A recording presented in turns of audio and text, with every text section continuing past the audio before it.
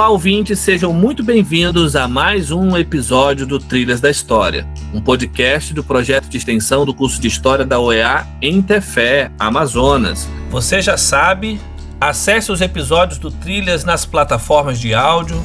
É só digitar aí, Trilhas da História e seguir o nosso podcast. Esse projeto que já tem aí mais de um ano, vai caminhando aí para o seu segundo ano, tem repercutido muito bem no nosso contexto aqui regional e até nacional.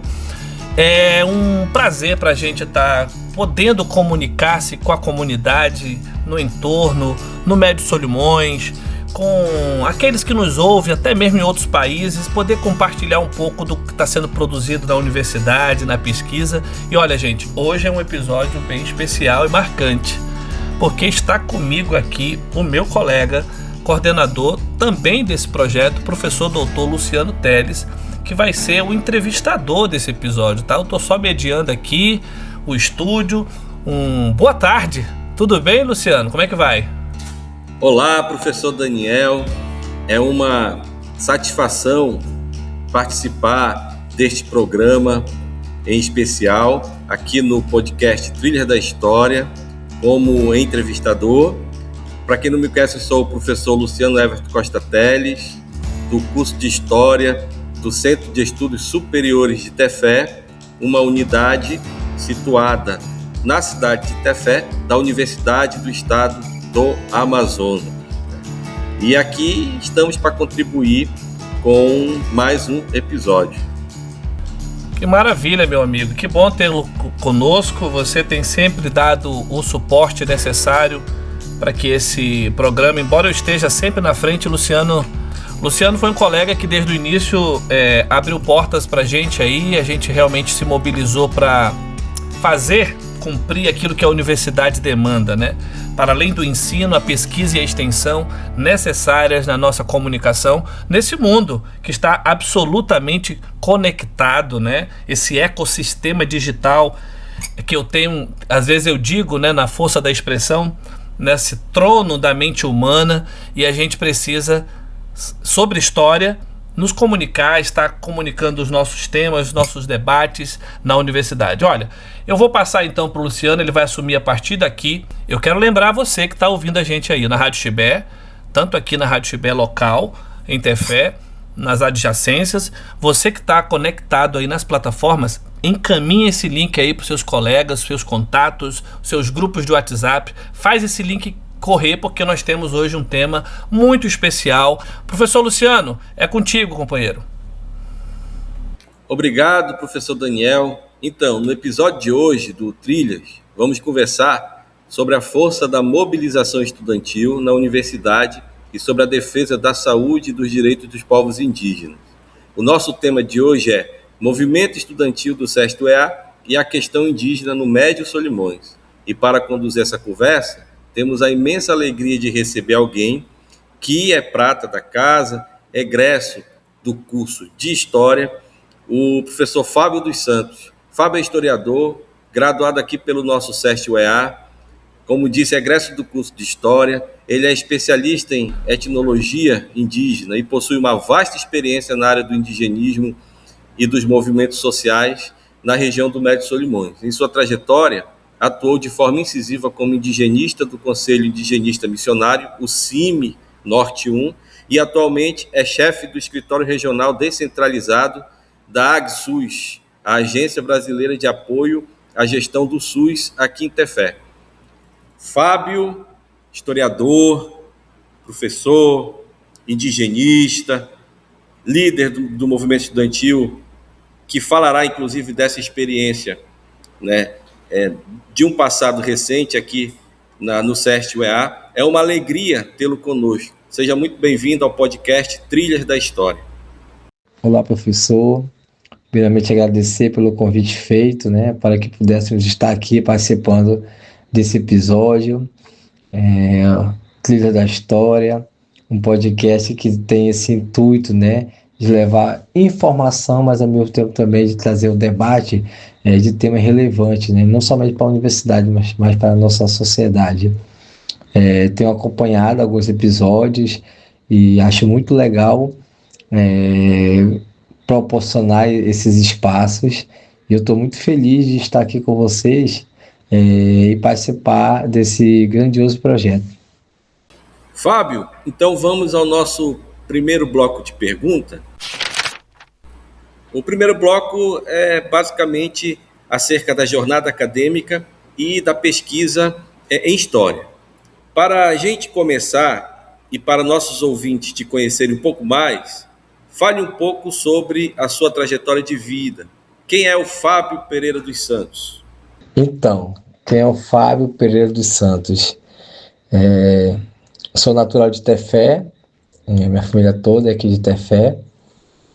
Venho das fileiras da Pastoral da Juventude, da Igreja Católica, onde eu comecei minha caminhada pastoral e todo o processo de educação na fé que nós temos dentro da Pastoral da Juventude, um caminho que nós percorremos e nos encaminha, nos direciona para a atuação, seja no aspecto social, político ou eclesial. Sou graduado em História pela Universidade do Estado do Amazonas, o SEST. Atuo no indigenismo desde 2005, no Conselho de Indigenista Missionário. Atuei de 2005 a 2023, quando eu fui convidado para compor a assessoria da coordenadora Ercília Ticuna, que assumiu a gestão do ODISEI, que é o Distrito Sanitário Especial Indígena, responsável pela execução da política de saúde para os povos indígenas. E em 2025 fui convidado para a assessoria da Agência Brasileira de Apoio à Gestão do Sistema Único de Saúde, a AGESUS.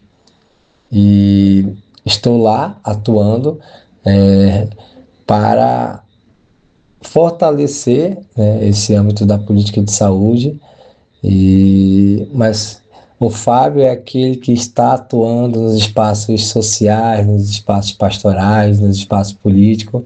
Sou filiado ao Partido dos Trabalhadores, venho da militância política também, fui dirigente da juventude do PT, aqui em Tefé, onde junto com outros companheiros a gente fez militou, em prol da causa da juventude,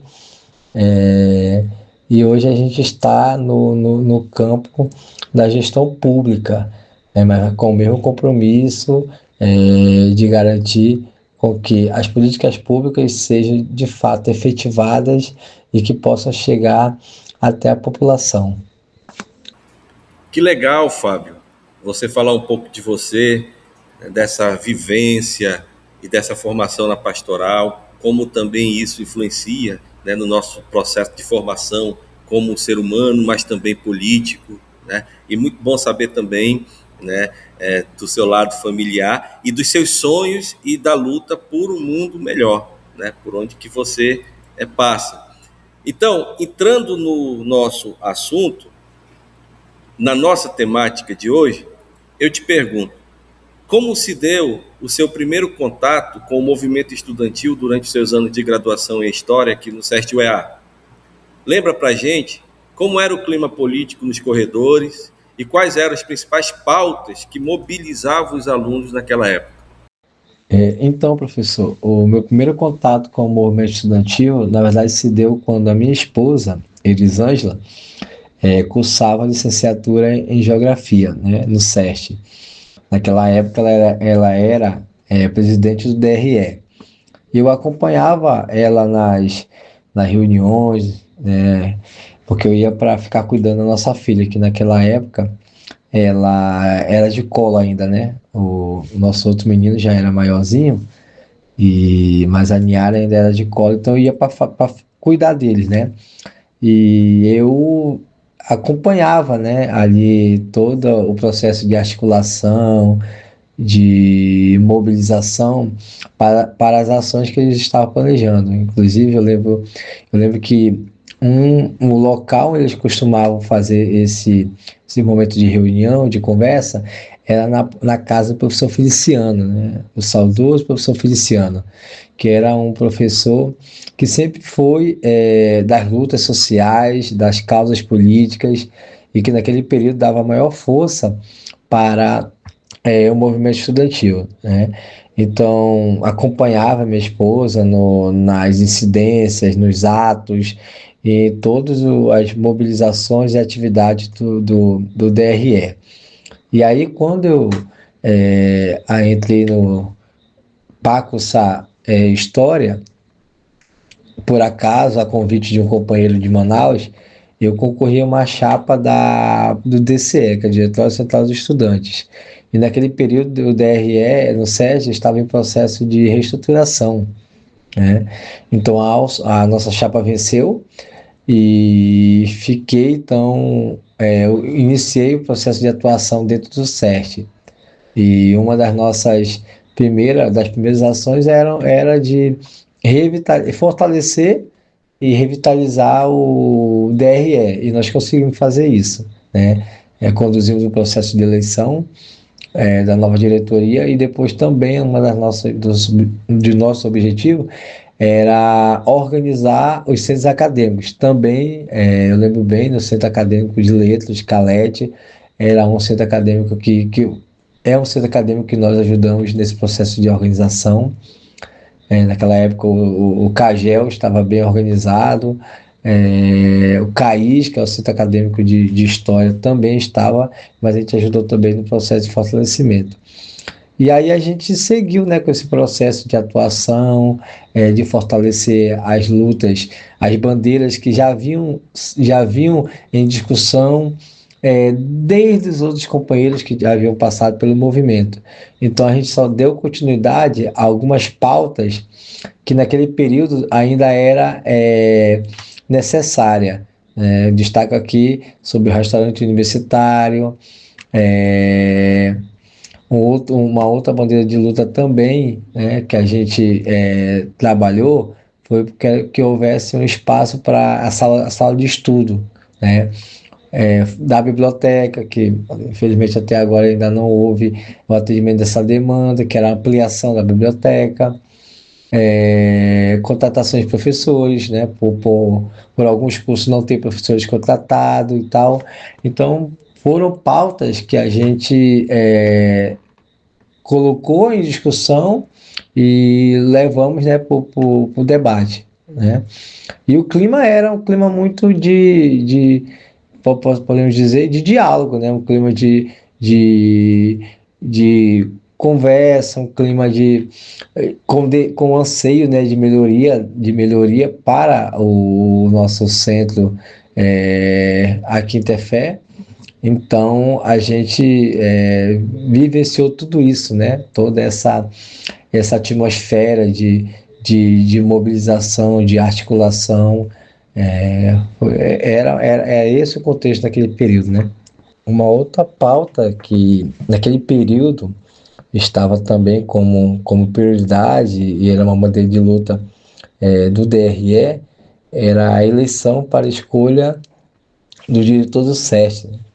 Até então era feita, indicada pelo governador, pelos grupos políticos, e o movimento naquele período encabeçou uma luta, uma reivindicação, uma articulação, toda aquela estratégia para garantir com que os interesses e também a participação da comunidade acadêmica, dos estudantes, pudesse ser considerada, né?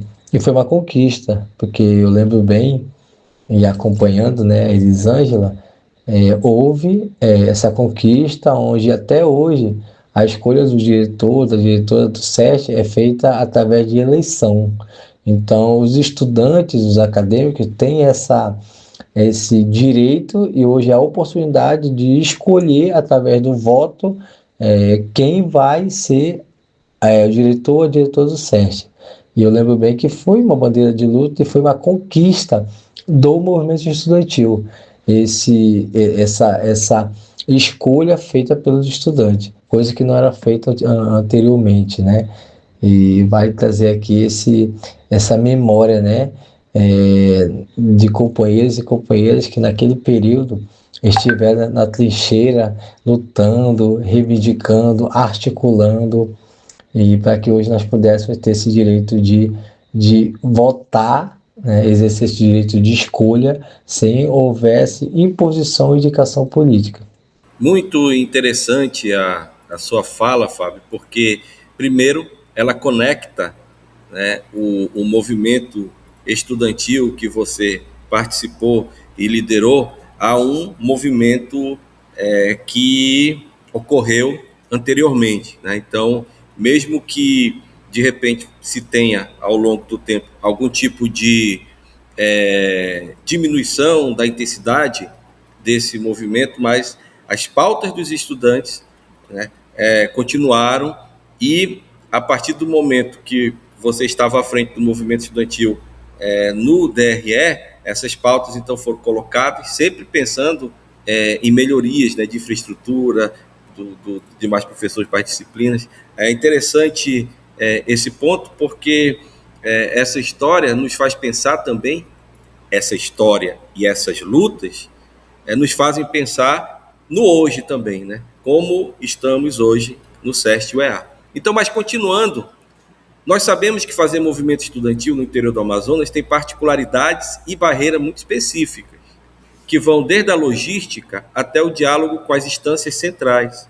Quais foram os maiores desafios e as principais resistências que a sua geração enfrentou para conseguir se organizar e dar voz aos estudantes de Tefé, que inclusive muitos são indígenas? E se você puder situar o ano de atuação, seria importante, né? Cronologicamente falando. Então, professor, o desafio da nossa geração, né, que foi de 2000 a 2024, foi os 4 anos que eu estive na graduação, não foi diferente dos companheiros e companheiras que nos antecederam, né? Apoio, né, posso destacar, apoio por parte de professores, e também pode até parecer estranho, mas apoio do próprio segmento, né? Por incrível que pareça, nós tínhamos dentro do SEST estudantes que remavam contra toda aquela nossa articulação, mobilização e incidência política, né? Éramos taxados pelos próprios colegas, né, de curso, né, por termos pejorativos, né, baderneiros, vândalos, comunistas, essas coisas, né, que a gente que está na frente de qualquer movimento é taxado, né? E isso é um reflexo da falta de formação política, né, mesmo dessa galera, né? E aí da importância do movimento estudantil também ter isso como pauta, como bandeira de luta, né? A formação de liderança estudantil e a da própria juventude, né? A partir do momento que eu estou dentro de uma instituição e o segmento do qual faço parte, que eu deveria ter esse sentimento de pertença, né, essa consciência de classe, e eu acabo lutando contra algo que vai me beneficiar, já nos preocupa, né, e ao mesmo tempo nos coloca também numa posição e no desafio de pensar como fazer com que esses possam aderir à luta, né, e despertar o senso crítico, né? Despertar o senso crítico, que deveria ser feito isso na universidade, né? Na universidade. Então, são desafios que são recorrentes também, né? Como eu já pontuei. Inclusive, são desafios que ainda existem, né? Em conversa com companheiros que tentaram dar continuidade ao movimento estudantil dentro do SEST, compartilham, me fazem contato, e em alguns momentos eu até pude participar de encontros e reuniões com eles para levar essa vivência, essa experiência que nós tivemos no período que nós atuamos como direção, né, como diretor do DCE, até para dar aquele ânimo, né? Mas acaba sendo ainda um desafio constante, né? Para fortalecer o movimento estudantil, para fortalecer um segmento que é tão importante também dentro da universidade, né? E aí o senhor pontua também, né, que dentro desse público existem, né, lideranças indígenas. De fato, né, uma vez que nós viemos e ainda estamos inseridos dentro desse contexto do movimento indígena, mas como indigenista, a gente também teve a preocupação de inserir os estudantes indígenas dentro da luta, né, dentro dos espaços de discussões e tal. Inclusive, tínhamos a proposta de organizar o coletivo de estudantes indígenas do SESC-UEA. Iniciamos uma primeira conversa, porém, não tivemos tempo, né, de nuclear, porque nós somos a geração pandêmica, né, de 2024, de 2020 a 2024, foi o período da pandemia, né, ali, né, 2020, por aí, e a gente teve muita dificuldade primeiro de estudar, né, inclusive, a primeira pergunta eu queria destacar, né, e reforçar que a gente também teve esse desafio de como refletiu para que nossos colegas não desistissem de cursos, né, por conta da questão da pandemia. E naquele momento, de forma praticamente isolado, que eu falo uma luta unitária, porque eu estava no processo, o DRE estava fragilizado, e aí eu assumindo o DCE, tinha esse desafio de fortalecer o diretório regional, né, que é o segmento representativo dos estudantes do nível superior em âmbito local, no caso o SESC, né? E a gente teve esse desafio de fazer com que os professores considerassem as especificidades e o contexto social dos estudantes, né? Eu me lembro que na minha turma eu fazia todos os esforços, o professor Luciano foi nosso professor e via todo o nosso esforço enquanto representante de turma para que os colegas não desistissem, né? As aulas eram feitas em formato remoto, mas tinha colega que não tinha internet em sua casa, né? Até naquele período era um contexto que a internet ainda não existia Starlink, né? Era internet de ficha, né? Nem todo mundo tinha os seus R$5 para comprar meia hora, né? Era rede móvel, e a gente sabe como que é o sinal de telefonia móvel interfere, e tudo isso a gente foi para os espaços de discussão, levando essa demanda. A reitoria, né, a universidade, de modo em âmbito estadual, disponibilizou um chip, não sei se vocês lembram disso, né, um chip para que os estudantes pudessem acessar a internet. Porém, foi uma política que não chegou a quem deveria chegar. Para falar a verdade, ninguém nem sabia desse chip. Quando eu tive acesso, eu levei isso para a direção, que na época era a professora Daiane, não é o professor Gudson, estou enganado, e depois foi o professor Daiane, foi quando a gente trouxe essa situação para que os colegas pudessem acessar esse chip, né? Então, foi dentre tantos desafios que a gente vivenciou como estudante e como liderança estudantil, né? Para que a gente pudesse, primeiro, garantir uma educação de qualidade e a permanência na universidade, né? As bolsas de estudo, o restaurante universitário também, de vale destacar aqui, foi uma das nossas bandeiras de luta mais intensa, e a gente conseguiu. Hoje nós temos o RU, uma política permanente, que não está como deveria estar, porque a gente recebe ainda reclamações, a gente ouve reclamações de colegas que o cardápio não cumpre aquilo que está no contrato, coisa que lá atrás nós já havíamos pautado isso com a empresa responsável, levando isso para o espaço de controle social, que é o conselho acadêmico, que na época também nós não tínhamos representatividade. Quando a gente assumiu o DCE, a gente solicitou o assento e conseguimos, né, de ter essa representatividade dos estudantes dentro do conselho acadêmico para pautar as questões de interesse do nosso segmento e também da universidade como toda. Então foi também uma conquista nossa enquanto movimento estudantil daquela época, né? Uma vez o estudante universitário não estando, houve houve o pagamento de uma bolsa que constantemente atrasava, então essas foram também desafios que a gente enfrentou como estudante e como liderança estudantil, né? E que hoje ainda, infelizmente, ainda enfrenta, né? Em alguns aspectos ali dentro da universidade, né? E aqui não é uma fala criticando, né, a gestão ou ou a universidade como toda, né? Porque a gente sabe como funciona o fluxo e as instâncias, né, de tomada de decisões, né? Então ainda há a necessidade de algumas coisas serem melhoradas dentro da estrutura. Eu falo enquanto estrutura primeiramente, mas em âmbito também de coletivo, né? De curso, né, colegiado e tal.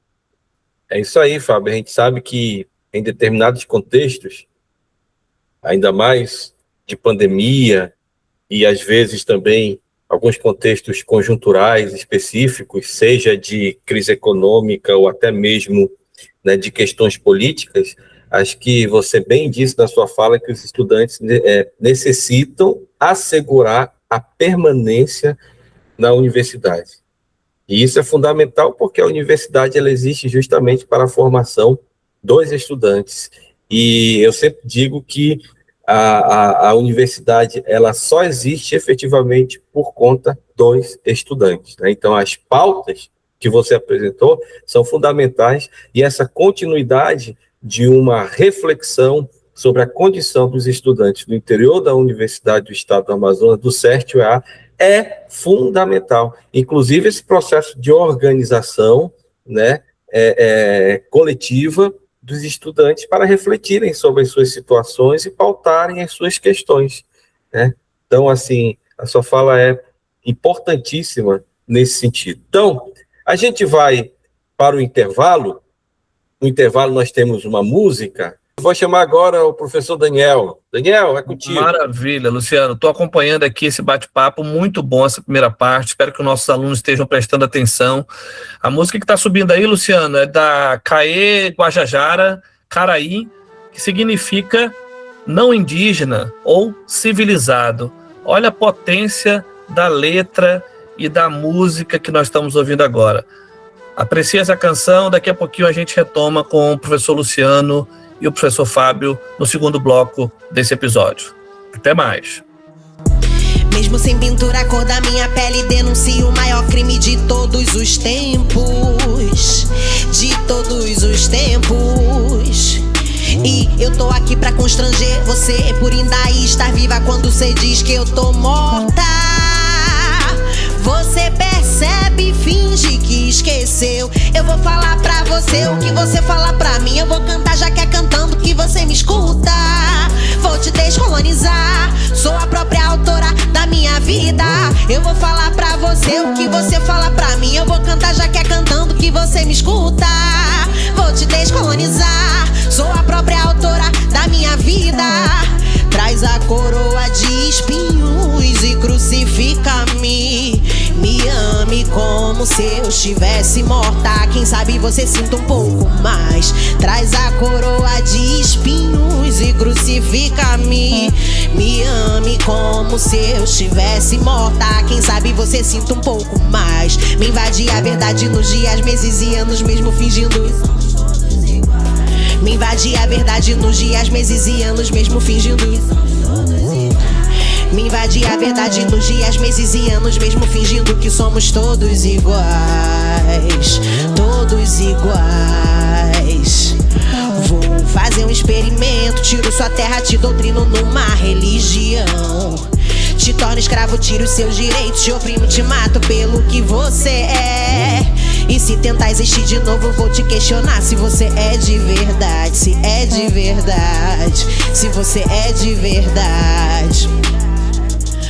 Maravilha, estamos de volta, nosso episódio de número 32. Nós estamos hoje aqui, eu estou mediando esse bate-papo aqui em estúdio entre o professor Luciano Teles e o professor Fábio dos Santos. Episódio de Guajajara, artista indígena. Mesmo sem pintura, a cor da minha pele denuncia o maior crime de todos os tempos. E eu estou aqui para constranger você, por ainda estar viva. Quando se diz que eu tô morta, você percebe e finge que esqueceu. Eu vou falar para você o que você fala para mim. E aí, Luciano, gostou da canção? Ah, sim, uma linda canção, uma letra potente, de constranger mesmo. Rapaz, é uma canção. Ela é uma artista indígena do Maranhão, né? Maranhense, da etnia Guajajara, e eu tenho certeza que a canção já ambienta essa segunda parte que você vai assumir a partir de agora com o professor Fábio, que vai aprofundar mais aí as questões, inclusive falar um pouco do seu trabalho com o movimento indígena. É com você, meu amigo. Ok, Daniel, então, continuando aqui com a entrevista com o professor Fábio, agora vamos ao bloco 2, ensino, pesquisa e trabalho, importância do tempo presente. Tem uma pergunta, Fábio, considerando essa temática. Toda essa história de luta, suor, horas de reuniões do movimento estudantil com os estudantes, deixam frutos para quem chega depois também. Essa experiência e essa vivência no movimento estudantil. Olhando para trás, para aquele momento de efervescência do movimento estudantil, quais foram as grandes conquistas da sua geração? Que mensagem você daria para os estudantes que hoje ocupam o centro acadêmico? Então, professor, a gente focou, assim, ser objetivo naquilo que a gente deixou como legado. A gente pode destacar, como eu falei no primeiro bloco, que nós aprendemos com continuidade a todo o processo de luta e organização que outros nos antecederam, outras lideranças acadêmicas, estudantes, nos antecederam. E a gente conseguiu efetivar nesse período que, né, posso aqui destacar, uma delas que para nós é mais expressiva, que é o restaurante universitário, né? Uma política de permanência dos estudantes, né, que hoje está lá instalado, servindo refeições aos estudantes, tanto do contexto urbano como também do contexto rural, né, e de outros municípios, né. A gente tem uma grande demanda de estudantes do município de Alvarães, que precisam, né, todos os dias fazer esse trajeto, e muitas das vezes precisam permanecer na universidade, e uma vez havendo essa política pública, garante, né, a continuidade dos estudos.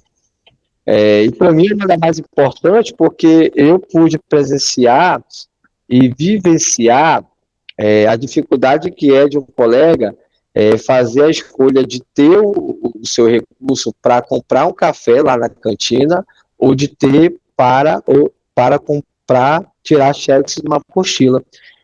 Nós tínhamos na nossa turma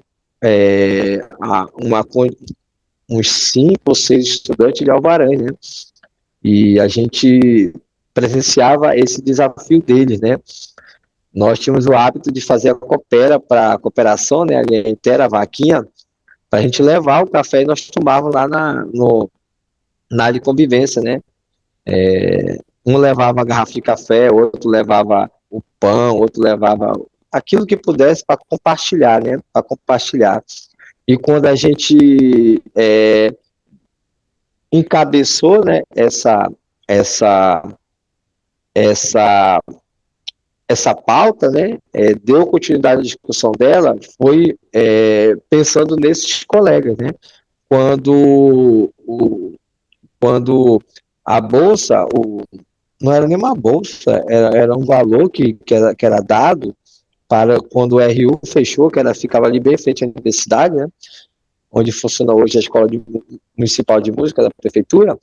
Quando se fechou, antes mesmo da pandemia, foi disponibilizado um recurso, o auxílio RU, só que era um valor que não compreendia aquilo que era necessário para a demanda, né? E também foi uma reivindicação nossa, aumentar, né? Isso foi judicializado, a gente foi nas instâncias judiciais, né, da Defensoria Pública, porque todo o nosso movimento era pautado na legalidade, tudo era deliberado de forma coletiva, né, através das reuniões. Nós conseguimos uma sala que hoje está lá instalada, onde era o nosso local de reunião, e toda incidência, manifestação ou ato do movimento estudantil era deliberado através das reuniões com o representante de turma e os estudantes a partir de uma convocação.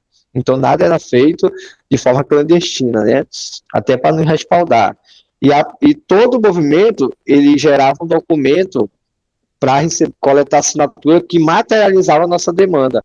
É tanto que quando a gente foi reivindicar a retomada da obra do restaurante universitário, que estava praticamente abandonado, a gente apresentou um dossiê, isso eu estou contando de primeira mão, tá? Eu não tive a oportunidade de fazer essa memória histórica de como se deu o processo de retomada da obra do RU, né? Porque também a gente nunca teve essa oportunidade, né? As pessoas sabem apenas da inauguração, e fica até aqui a minha manifestação e a minha indignação no ato de inauguração que teve, quando não nos deram a oportunidade, de enquanto liderança estudantil, de poder participar do cerimonial. Então, montaram um palanque, modo de dizer, né, e apresentaram a versão deles, se passando como interessado em dizer que Tefé foi o primeiro município escolhido que não foi. Foi porque foi judicializado, porque a gente entrou na justiça para que a obra do restaurante universitário do CESP-UEA pudesse dar continuidade, né? E a gente fazia isso, eu lembro muito bem uma companheira que era do diretor acadêmico, do Centro Acadêmico de Geografia, do CAGEL, que a gente saía das aulas, muitas vezes o Solucionando sair da sua aula, sem o seu saber, para mim na Defensoria Pública, a audiência com o defensor público que tomava conta do nosso processo.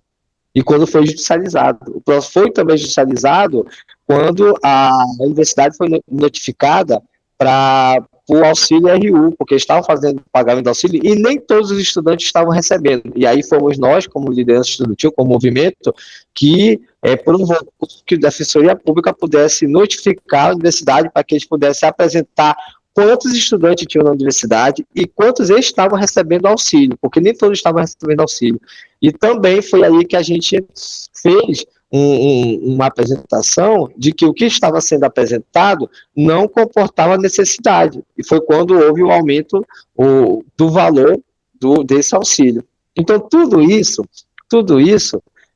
hoje se resulta num restaurante universitário lá, servindo a refeição, e foi um dos maiores legados do nosso, né, ali dentro da universidade, que eu posso destacar aqui, né, mas também a retomada do movimento estudantil como ponto de referência dos estudantes, né, para intervir, para mediar conflitos, né, divergência com professores, né, que muitas das vezes usavam da sua posição enquanto professor, né, para, às vezes, até violar direitos de estudante, né. A gente sabe que dentro da universidade ainda há essa problemática, que a gente não vai pautar aqui, para a gente também não tratar de coisas delicadas, mas questões que ainda precisam ser discutidas para garantir, de fato, que o estudante também possa ter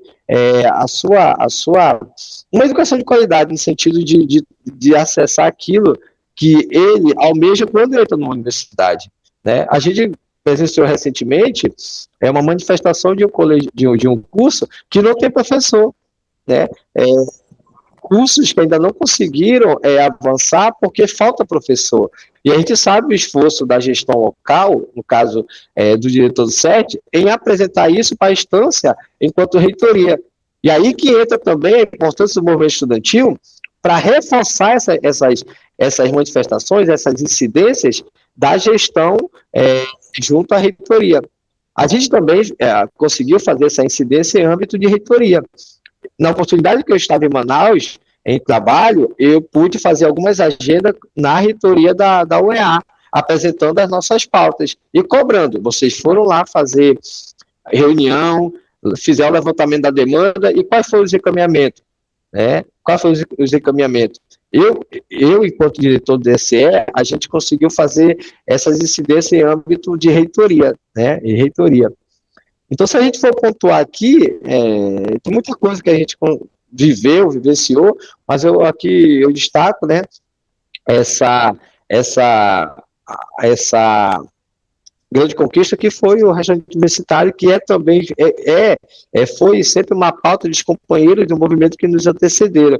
A sala do estudante também, no caso a sala de estudo, que infelizmente, né, eu fiquei muito triste quando eu fui na universidade, e a hora de estar na sala, eu vi praticamente a sala sucateada, né, sem computadores, praticamente só com as mesas, e quando essa sala foi inaugurada, essa sala tinha computadores, que eram justamente para os colegas que pudessem acessar aquela sala para fazer seu trabalho de aula, e aí a gente até iria dar continuidade de reivindicar para que pudesse ter uma bolsa, um bolsista, para tomar de conta lá, para ter uma impressora para imprimir trabalho dos colegas que não pudessem ter condições de imprimir Então tinha muita coisa ainda que a gente estava ali pensando em pautar, que o movimento, para quem nos assumiu depois de nós, pudesse dar continuidade, né?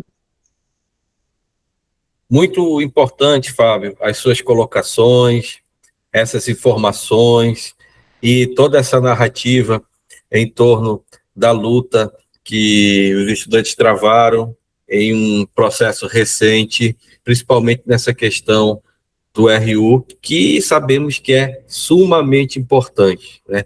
E aí, a sua fala, ela traz um ponto que é fundamental e que desconstrói todo um discurso que busca desclassificar o movimento como legal e taxá-lo como qualquer coisa que seja algo parecido com desordem. Muito pelo contrário, vocês procuraram as instâncias competentes, vocês buscaram a legalidade, vocês dialogaram e a coisa foi saindo. Então, isso aí representa o compromisso, a seriedade do movimento estudantil e sempre visando o bem-estar estudantil, no sentido amplo do bem-estar, né?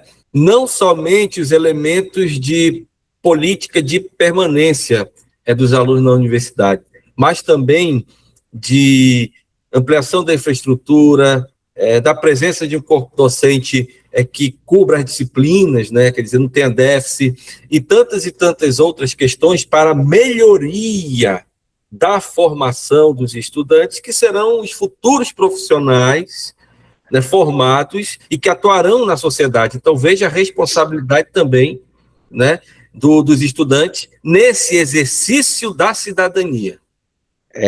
Até porque a gente fazia esse exercício de ter, primeiro para ter legalidade, a gente se respaldar, né? Como eu tinha todo um processo, um passo a passo para a gente não ser pego também que está fazendo movimento de forma, até porque a gente traz na nossa trajetória toda essa experiência de fazer movimento, né? E a gente provocar, uma vez que a gente não conseguia fazer formação política para a galera, a gente mostrava para eles como se dava o processo. Então, o exercício da cidadania, o movimento estudantil também é um espaço de fazer exercício da cidadania para eles entenderem que o que hoje nós temos instalado se deu através de um processo de diálogo, incidência e o acesso às instituições públicas de defesa do direito nosso. E aí, falar muito isso, da época que estava naquele contexto do ataque, no contexto político bolsonarista, de desqualificar as instâncias da justiça. Nós falávamos, não, a gente conseguiu acessar, e o nosso processo está avançando, porque a justiça funciona, precisa acreditar. Então, tinha tudo isso. Fábio, como você disse, ao responder a nossa primeira pergunta no podcast, você vem já de uma vivência e de uma formação política com base na pastoral, né, da igreja, também a partir, né, da sua base familiar com a sua esposa Elisângela, né? Esse processo que antecede a sua presença na Universidade do Estado do Amazonas, e a Universidade do Estado do Amazonas vem contribuir para essa formação, que é uma formação acadêmica, mas também política, né? Então, como tudo isso, como essa experiência, como essa vivência, como essa base de lutas e de organização no movimento estudantil do CERT se articulou com a sua atuação na defesa da saúde e dos direitos dos povos indígenas, especialmente na sua experiência no Conselho Indigenista Missionário, no Distrito Sanitário Especial Indígena e atualmente na Agência Brasileira de Apoio à Gestão do SUS, a AGSUS. Então, professor, como bem destaquei, né, a gente teve essa oportunidade de atuar enquanto juventude, né, em espaços onde nos ajudou na formação política, social, no âmbito político, social, e que nos deu empoderamento e habilidade em alguns aspectos, né? Isso eu levei para dentro da universidade quando a gente assumiu esse papel enquanto liderança do movimento estudantil. Tanto que o que eu narrei, né, sobre a gente realizar qualquer ato ou movimento, era feito tudo de forma organizada e respeitando a legalidade, foi essas experiências que nós tivemos lá atrás, né, no processo formativo, né? Como eu falei, fui missionário do CIMI, indigenista, atuei do ano de 2005 a 2023, quando eu fui convidado para assessorar, para ser assessor de gabinete da coordenadora do DICEI, que é o Distrito Sanitário Especial Indígena, responsável pela execução da política de saúde para os povos indígenas, né? E atualmente estou na chefia da AGSUS, que é responsável pelo contato de gestão.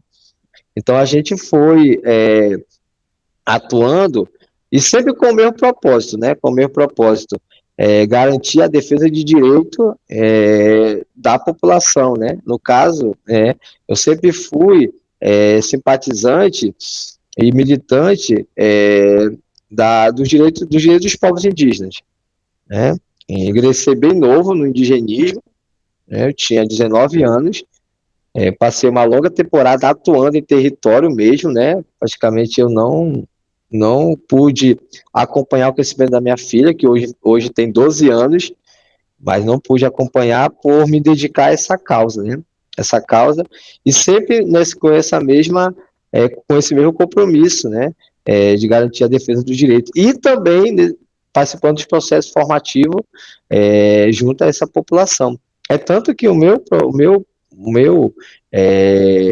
projeto e trabalho de conclusão de curso da graduação foi falando da história do movimento indígena, trazendo presente relato de lideranças indígenas e indigenistas que atuaram. E ouvindo o relato dessas lideranças, nos mostra que muitas conquistas que se tem hoje, seja no âmbito da saúde, educação, demarcação de terra e tantos outros, se deu a partir da organização local e das articulações políticas e incidências, né?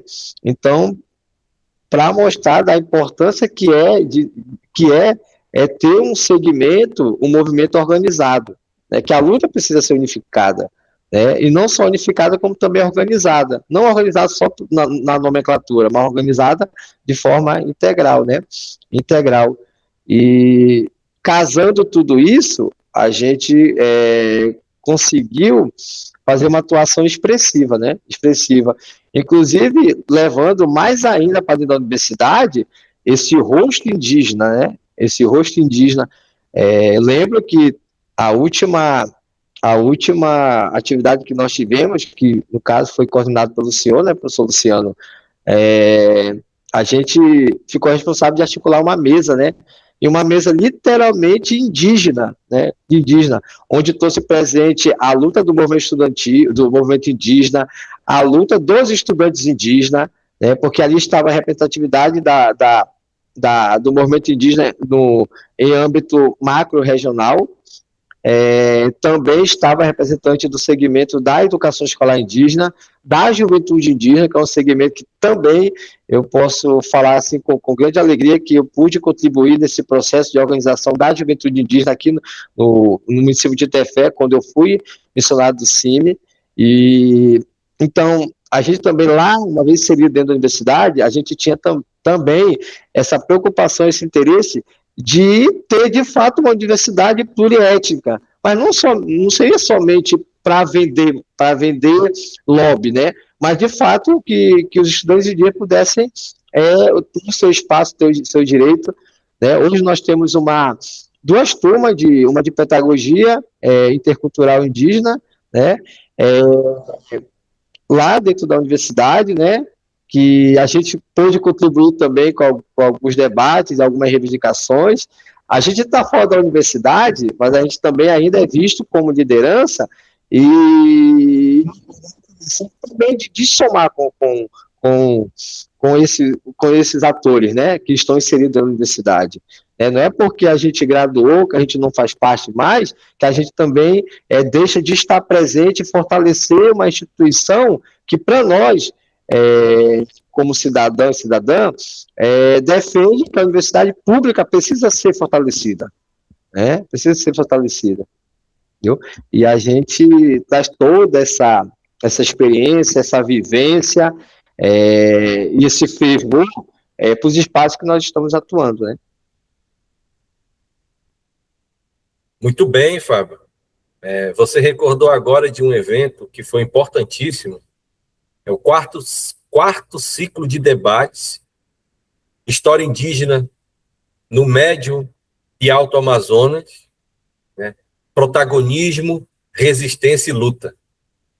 E eu queria registrar também o que você falou da sua monografia, e é importante dizer isso, né? Claro que você não disse, mas nós aqui vamos dizer e deixar registrado nesse podcast. O Fábio, a monografia dele foi premiada a nível estadual. O prêmio de monografia de história, professor Geraldo Pinheiro. Ficou em primeiro lugar. O título da monografia: Movimento Indígena no Médio Solimões, lideranças, organização e redes de diálogo e lutas coletivas para a garantia de seus direitos, 1980-2000. Um trabalho orientado, que eu tive a satisfação de orientar e de dizer também que dessa dedicação do Fábio, desse compromisso com o Fábio de pensar e de refletir sobre um tema em que ele pensa a nível intelectual e que age a nível de militância e de liderança, né? E o que podemos dizer e falar, e que é necessário de mais gente e pessoas assim, de uma formação acadêmico-política, de um intelectual orgânico. Eu acho importante falar isso em tempos como esses, né? De extrema-direita, de perspectivas reacionárias, autoritárias. Então, é importante pensar, né, nos vários grupos da sociedade, principalmente aqueles que ultimamente têm sido tão atacados. Então, eu queria deixar esse registro. Fábio, parabéns. Então, para finalizar o nosso episódio do podcast Trilhas da História, eu queria dizer que praticamente nós tivemos aqui, nesse diálogo, uma aula do que é o movimento estudantil, das lutas, das ações, do exercício da cidadania, o que é extremamente importante. E, Fábio, eu queria aqui lhe convidar para as considerações finais. Primeiro, agradecer pelo convite, né, que foi feito. Como eu falei no início, eu me sinto honrado de poder participar desse podcast, desse projeto que eu já conheço, né, E parabenizar, né, os idealizadores, né? Professor Daniel, professor Luciano e os demais que apoiam, né, essa iniciativa. Que não é, para mim, não é um simples bate-papo, né? Como bem destacou o professor Luciano, acaba sendo também um espaço onde a gente pode trazer presente, fazer memória de tudo aquilo que é relevante das lutas sociais, né? E também que precisa ficar registrado, né? Precisa ser contado pelos protagonistas, né? De ter o movimento como aliado nas reivindicações de melhoria para a universidade, sobretudo nesse contexto que nós estamos vivendo, né, de ameaças constantes à nossa democracia. E quando a gente tem um movimento que é referência para oportunizar a escuta das demandas dos estudantes e ele ser o interlocutor com as gestões, isso é de suma importância para a nossa instituição, né, para a nossa instituição. Muito obrigado pelo convite, muito obrigado por oportunizar eu poder trazer e representar aqui companheiros que caminharam conosco, né? Posso destacar aqui a Raquel, a Lívia, o Marcos, o próprio Ronis, que está hoje ainda na universidade, né? Que foram companheiros e companheiras que comigo embarcavam, né? A Raíssa, que embarcavam nessa luta e que por várias vezes a gente se reunia para organizar e também fazer formação política, nem que seja só nós ali, mas a gente fazia, né? E tudo isso fortaleceu também o vínculo de amizade, né? O vínculo de amizade, né? Obrigado por me ajudar a memorar isso. E agradeço e desejo sucesso no projeto e a gente se coloca à disposição para outros momentos. Obrigado. É isso aí, Fábio. Agora chamando aqui para o encerramento do nosso episódio, maravilhoso episódio, que ficará registrado para a história, chamar aqui o professor Daniel. Marcante, Luciano, marcante episódio, e nós vamos certamente, vai ser um dos pedidos nossos, professores do nosso colegiado de História, que nossos alunos ouçam, né? Nossos alunos do SEST como um todo possam acessar. Vamos fazer uma divulgação grande nesse episódio. Você que está ouvindo, já compartilhe. É esse o nosso objetivo, tá? Levar o que foi tratado aqui a mais pessoas, milhares de pessoas, se possível, da UEA, nesses 25 anos que a UEA está, que haja essa reflexão de ordem de reconhecer todo o progresso que aconteceu, ao mesmo tempo que ainda identificar o que precisa avançar, como o Fábio veio nos despertar nesse episódio. É isso, agradeço o professor Luciano, agradeço o professor Fábio, nós seguimos firmes para concluirmos mais uma temporada nesse podcast, a terceira temporada. Segue aí a gente no Instagram, compartilha nas plataformas, fique atento aos próximos episódios e um grande abraço, companheiros. Tchau. Tchau. Até logo. Um abraço. Valeu.